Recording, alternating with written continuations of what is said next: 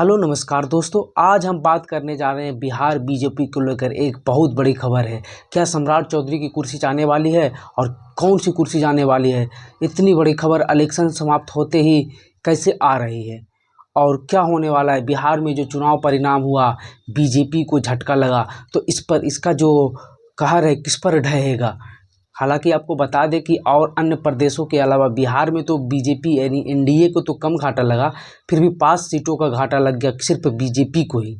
और बाकी एनडीए को तो लगा ही अब 5 और सीटों का, सॉरी 4 सीटों का। और तो 39 सीट पर जो एनडीए थी आज 30 पर आकर अटक गई और इसका असर काफ़ी तेज़ी से है। और अन्य राज्यों की बात करें तो बगल के राज्य, पड़ोस के राज्य यूपी में देखें तो कितना बड़ा घाटा लगा। योगी के रहते हुए यूपी में तो क्लीन स्वीप ही, एकदम आधा से भी ज़्यादा सीट पर एकदम एसपी और कांग्रेस ने जीत हासिल कर ली। वही बात कर ले, झारखंड में भी 5 सीटें गंवा चुकी है एनडीए। तो बिहार में भी 10 सीटें गंवाई है और इसका असर चुनाव के जस्ट बाद क्या सम्राट चौधरी जो बिहार के प्रदेश अध्यक्ष हैं, बिहार के उप मुख्यमंत्री हैं और बिहार बीजेपी के भी सबसे बड़े नेता के रूप में जाने जा रहे हैं, तो उन पर क्या कहर टूटने वाली है, कौन सी पद उनके जाने वाली है और बीजेपी उन पर क्या कार्रवाई करने वाली है? तो चलिए वीडियो को शुरू करते हैं। दरअसल बात यह है कि सम्राट चौधरी भी बिहार बीजेपी के प्रदेश अध्यक्ष और उप मुख्यमंत्री दोनों हैं। वित्त मंत्रालय के साथ वो उप मुख्यमंत्री भी हैं। और सम्राट चौधरी पूरे इलेक्शन में प्रचार प्रसार किए हैं। उन्हें स्पेशल स्टार प्रचारक के रूप में सभी जगह प्रचार प्रसार किए हैं, हेलीकॉप्टर से किए हैं। उनके साथ और भी नेताओं ने प्रचार प्रसार किया है, विजय सिन्हा ने भी। लेकिन जहां जहां सम्राट चौधरी का इफेक्ट देखना चाहिए, खास करके वो सीट पर जहां कुशवाहा लड़ रहे थे, क्योंकि सम्राट चौधरी खुद कुशवाहा जाति से हैं, तो वो सीटों पर। और इस बार लवकुश का फैक्टर इतना काम किया कि विपक्ष ने इतना ज़्यादा टिकट दे दिया कि सम्राट जहाँ जहाँ एनडीए की ओर से कुशवाहा कैंडिडेट नहीं थे और जहाँ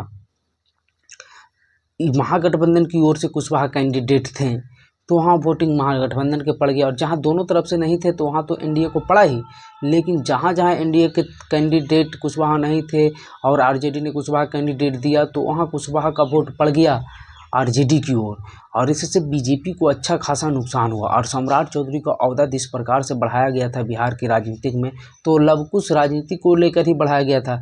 खास करके कुछ राजनीति को, कुशवाहा को आगे किया गया था। सम्राट चौधरी को जितना आगे करेंगे, कुशवाहा वोट कम से कम बीजेपी के साथ जुड़ेगा। लेकिन इसमें गिरावट देखी गई, ये पूरी तरह से कामयाब होती नहीं दिखी गई। अब भर इलेक्शन, पूरी इलेक्शन भर इसकी समीक्षा की जा रही है। अब सम्राट चौधरी के हाथ से ये पद ले सकती है बीजेपी, क्योंकि बीजेपी एक व्यक्ति को 2 पद नहीं देती है। या ये आप मान लीजिए, कहीं भी कोई भी प्रदेश हो, उनके पास प्रदेश अध्यक्ष भी हो, मंत्री भी हो, ये संभव नहीं है। हम तो केंद्रीय स्तर पर भी बोल रहे हैं कि जब अमित शाह गृह मंत्री थे तो उन्होंने बीजेपी के राष्ट्रीय अध्यक्ष पद को छोड़ा। अमित शाह जैसे व्यक्ति को राष्ट्रीय अध्यक्ष पद छोड़ना पड़ा और उसे होम मिनिस्टर रखना पड़ा। तो सम्राट चौधरी के यहाँ बिहार में उसी प्रकार से सम्राट चौधरी वो उप मुख्यमंत्री भी हैं और फाइनेंस मिनिस्टर भी है बिहार के, साथ ही साथ बिहार प्रदेश अध्यक्ष भी हैं। तो चुनाव के बाद अब जल्द देखिएगा कि इसके 1-1.5 महीने के अंदर बीजेपी में, बिहार में प्रदेश अध्यक्ष एकदम चेंज हो जाएगा। कन्फर्म रहिए, बिहार बीजेपी सम्राट चौधरी से प्रदेश अध्यक्ष पद छीनेगी और किसी दूसरे व्यक्ति को देगी, ये जान लीजिए। और सम्राट चौधरी को सिर्फ उप मुख्यमंत्री रहेगा, उनके पदों में कटौती, हालांकि उप मुख्यमंत्री से उन्हें नहीं हटाया जा रहा है और उतना भी नहीं ज़्यादा कटौती। अगर नीतीश कुमार सही सलामत रहें, इधर से भागे होंगे नहीं, तो फिर उप मुख्यमंत्री रहेंगे। और नीतीश कुमार का मूड बदला तो फिर उप मुख्यमंत्री भी जाएगा सम्राट के हाथों से, ये भी जान लीजिए।